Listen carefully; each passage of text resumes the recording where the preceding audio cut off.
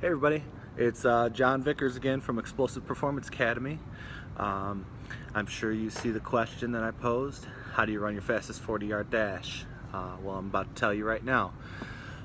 If you have any questions, ask them throughout this live video. I'm hoping it's not a very long video, probably around 4.5–5 minutes, so let's get it started. So, to run your fastest 40-yard dash, we really want to focus on our acceleration phase. So that's what we're talking about today, the acceleration phase. It is the most important portion of the 40-yard dash, or even the 60-yard dash if you're a a baseball player.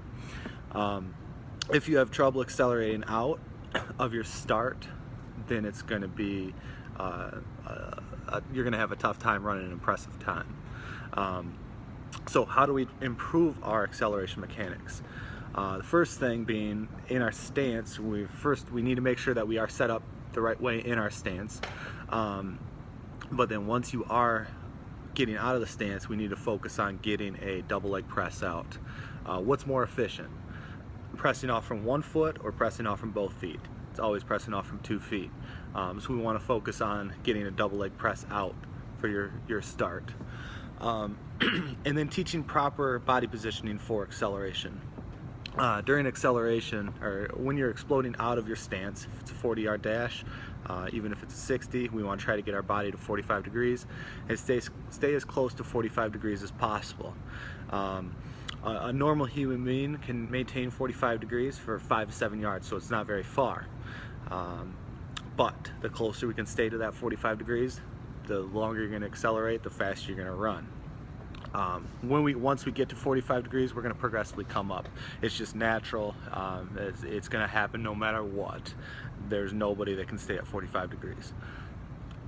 So how are we going to get to 45 degrees? We're going to make sure that we are staying drawn in.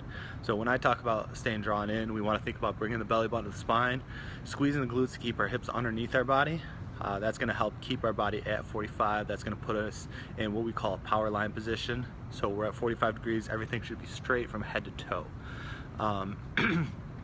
If I were to take a picture of somebody that is running a 40-yard dash or even a 60, I should be able to draw a line straight from their head to their heel at that 45-degree angle. That's going to make sure that's where we're going to be able to maintain that draw in. We're going to be able to try to stay as close to that 45 degrees as possible.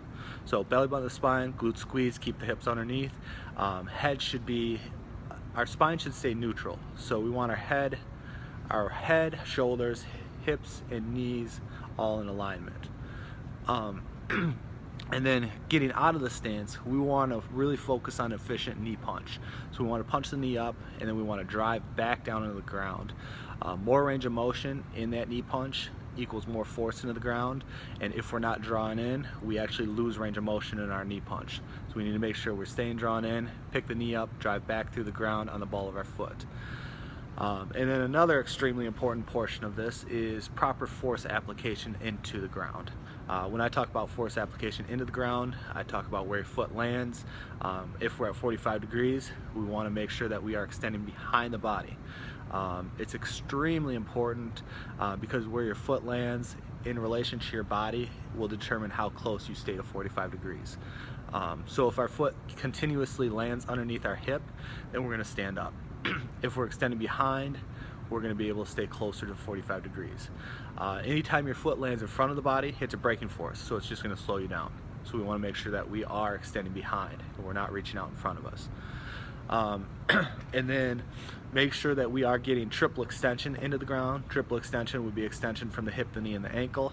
That's going to be your most powerful, most efficient extension through. If you aren't getting triple extension, then you are just limiting the force that you're applying to the ground. So we need to make sure that we are getting that triple extension. So I mean, those are some of the things that will help you run a faster 40-yard dash.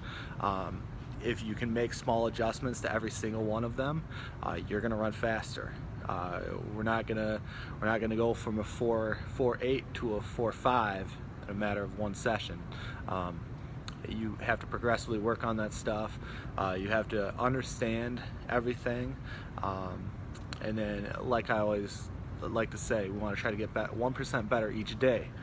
So that might be making a slight adjustment, whether it be dorsiflexing your toes. Dorsiflexion is bringing your toes up towards your shin.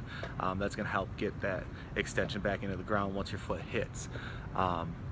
So if we get 1% better on everything every single day, then you're going to get better. I mean, if we can get 1% better every day for a year, we're going to be 365% better. 365% is a pretty big difference, no matter who you are, no matter what you're doing. I'm sure everybody would love to be 365% better in a year from now. So these are just some of the things. No matter how strong you get, if you don't know how to apply force, it doesn't matter.